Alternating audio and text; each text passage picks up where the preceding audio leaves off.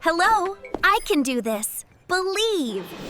Your voice matters. Start speaking today. This course is really helping my confidence. Me too. The speaking exercises are great. Exactly. Let's practice more. Hey everyone, welcome back to Speak English with Confidence. So happy you're here with us today. Yes, seriously, thank you for spending your time with us. We know you could be watching anything right now. Cat videos, cooking videos, endless scrolling. And instead, you chose English learning. Respect. That already tells me you're serious about improving. In today's episode, honestly, it might completely change how you speak English. Oh yeah, because after years of teaching English, classroom, online, coaching students, there's one question we hear again and again. Let me guess. When do I use for and when do I use to? Exactly. Every single week, someone asks this. And we get it. Textbooks make this confusing. They give grammar tables, complicated explanations, exceptions. Meanwhile, native speakers, we don't think about grammar rules when we talk. Not at all. We just speak, automatically. So today, no boring grammar lecture. Just real talk, real situations, real English. And one simple trick that will make your English sound much more natural. If you want confidence when speaking English, this episode is definitely for you. Okay, imagine this. Picture yourself in a coffee shop. You walk in, you order a coffee, everything is fine. Then the barista asks, "Is this for here or to go?" And suddenly, brain freeze. Total shutdown. Exactly. You start thinking, wait, for here, to go, which one? Why? And the worst part? You know these words. You studied them. But in real conversation, panic. That happens to so many English learners. Knowledge in your head, but stress when speaking. And today, we fix that. All right, everyone. Listen carefully for a moment. This right here is probably the simplest explanation you'll ever hear about these two words. And honestly, once this clicks, a lot of confusion disappears. Here it is. To equals direction. For equals purpose. That's the core difference. That's the heart of it. And I know some of you are thinking, wait, that sounds too simple. But sometimes simple explanations are the ones that actually work in real life. Exactly. Grammar books often complicate things, but native speakers usually think in meanings, not rules. Right. We don't stop mid-conversation thinking, preposition usage chart page 47. Never. We just follow instinct. And today, we're helping you build that instinct. So let's break this down slowly. When you use to, most of the time, there's some kind of direction, movement, or transfer happening. Physical movement, emotional movement, or even abstract movement. Think of it as something traveling from point A to point B. Exactly. That movement idea helps a lot. For example, I'm going to the store. You're moving toward the store. She gave the book to me. The book moved from her to you. We came here to learn. Your intention is moving toward a goal, learning. And notice something interesting here. Sometimes the movement is physical, like walking to a place. Sometimes it's invisible, like intention, communication, or action. Yes, like send this email to your boss. The email moves digitally. Talk to me. Your words move toward someone. Listen to this podcast. Your attention moves toward something. That's a great point. Direction isn't always about walking somewhere. It can be information moving, emotion moving, attention moving, objects moving, goals you're moving toward. Let's imagine a real situation. You wake up in the morning. You go to work. You send a message to your colleague. You talk to your manager. You drive to the gym later. Notice how natural that feels? Yeah, you're constantly directing actions towards something or someone. That's why to appears everywhere in English conversation. Now, here's something very important. When you use to plus verb, you're often expressing purpose, but through direction. Examples. I study to improve my English. I exercise to stay healthy. I'm here to help you. Your action is moving toward a goal. That's why English uses to before verbs like this. It's like saying, my action points in this direction. You know what students sometimes say? I came here for learn English. Yes, very common mistake. Correct version, I came here to learn English because learn is a verb. And once students understand direction plus verb, boom, mistake disappears. Here's another cool thing. To also works emotionally. Be kind to people. Say hello to your friend. Apologize to someone. Emotions, respect, communication, all directed towards someone. English really loves this direction concept. Once you see it, you can't unsee it. All right, quick listener challenge. Which sounds correct? I explained this for him, or I explained this to him. Correct answer, I explained this to him, because explanation moves toward someone. Nice, you're getting it. So before we switch to for, let's summarize to again. DH category. Movement or direction, transfer of something, communication towards someone, often to plus verb for goals. And honestly, if you just remember direction, you'll already make fewer mistakes than most learners. All right, so we talked about to being direction, movement towards something, actions pointing somewhere. Now let's talk about the other half of this, and honestly, this one is even more emotional sometimes. For equals purpose, reason, benefit. Yes, when you use for, you're usually answering the question, why? Who benefits? What's the reason? It's less about movement, more about intention. Exactly. Think of it like motivation behind an action. Not where something goes, but why it exists. So basic everyday examples. Let's start simple. This gift is for you, meaning you are the reason for the gift. I'm studying for my exam. The exam is the purpose. He works hard for his family. His family is the motivation. Notice something, no movement necessarily, just purpose. All right, this is a real-life feeling example.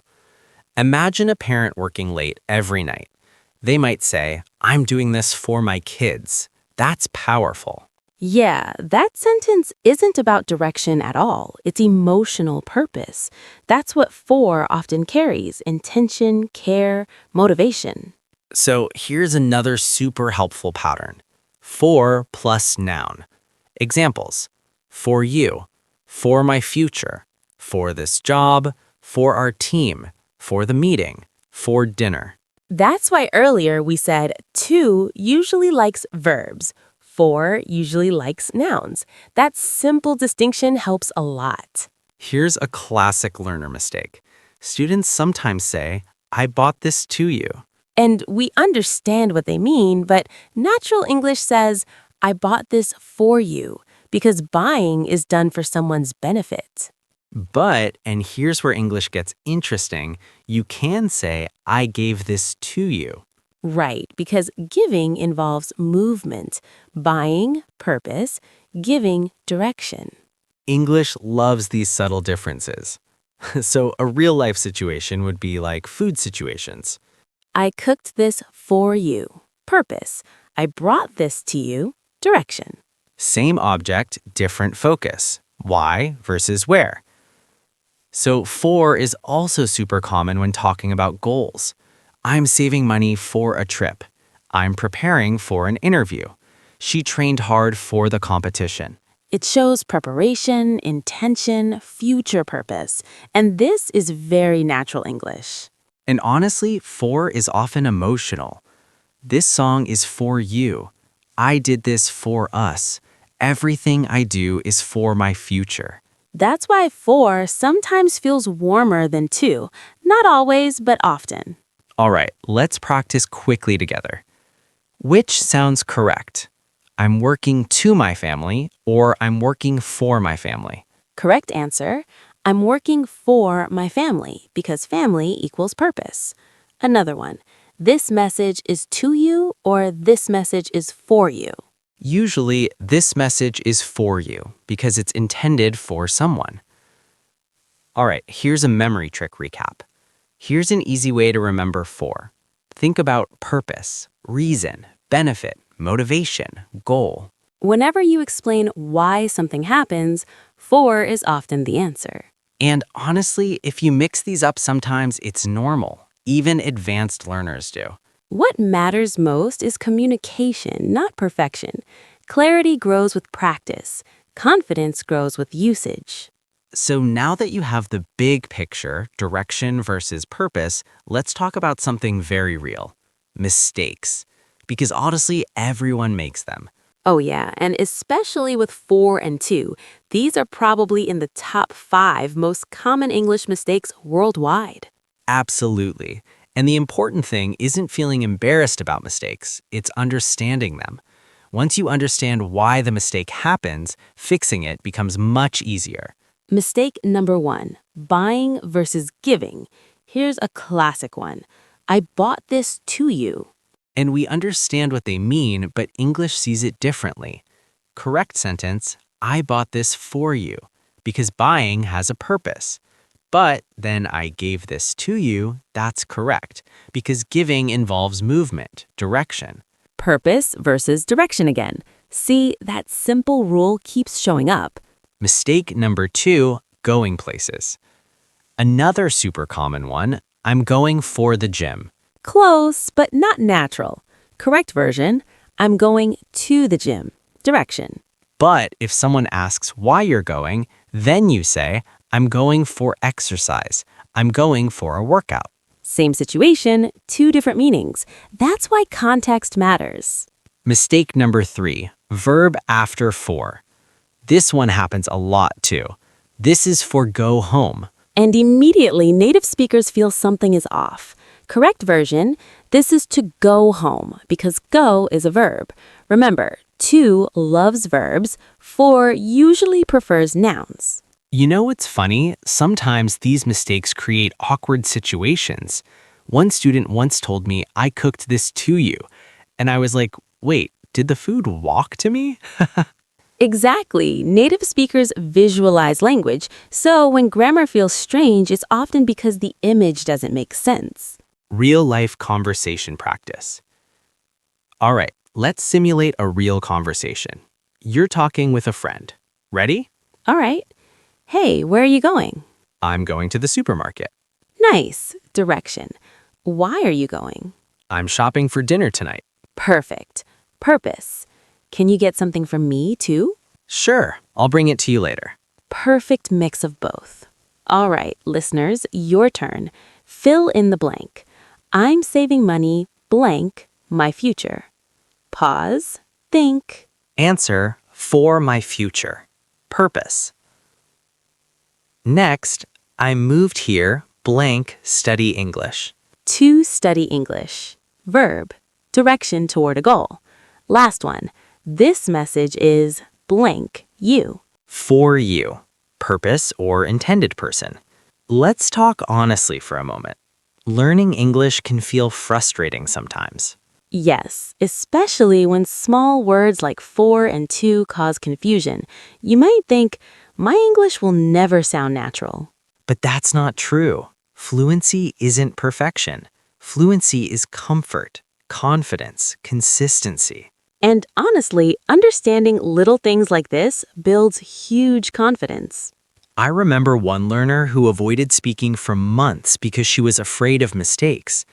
After she understood this simple for-to difference, she started speaking more. And guess what? Her confidence exploded. That's the real goal. Not perfect grammar, confident communication. Mini recap before closing section. Let's lock this in one more time. To equals direction, movement, verbs. For equals purpose, benefit, nouns. And remember, mistakes are part of learning. Practice makes comfort. Comfort builds confidence. You know, before we finish, I want to say something important. And this isn't grammar. This is mindset. Because honestly, learning English isn't just vocabulary or prepositions, it's confidence. Absolutely. And confidence doesn't come from never making mistakes. It comes from speaking even when you're unsure. Exactly. Every fluent English speaker you admire today, they struggled once.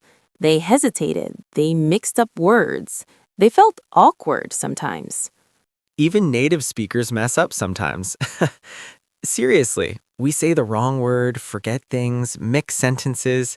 Language isn't perfection, it's communication. So, if you're listening right now and thinking, my English isn't good enough, let me tell you something. If you can understand this podcast, you're already doing great. And if you're practicing regularly, watching videos, listening, speaking when you can, you're improving faster than you realize. Progress in language learning is sneaky. It happens quietly. Then one day you suddenly think, wow, I understood that easily. Here's a practical tip before we close. Next time you speak English, don't focus on being perfect. Focus on being clear.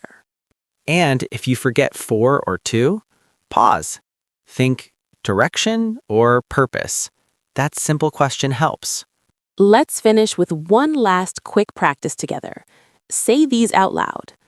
I'm doing this for my future. I came here to improve my English.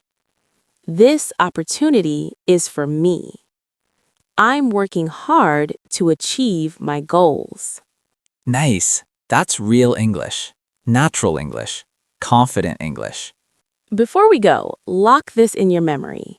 2, direction. 4, purpose.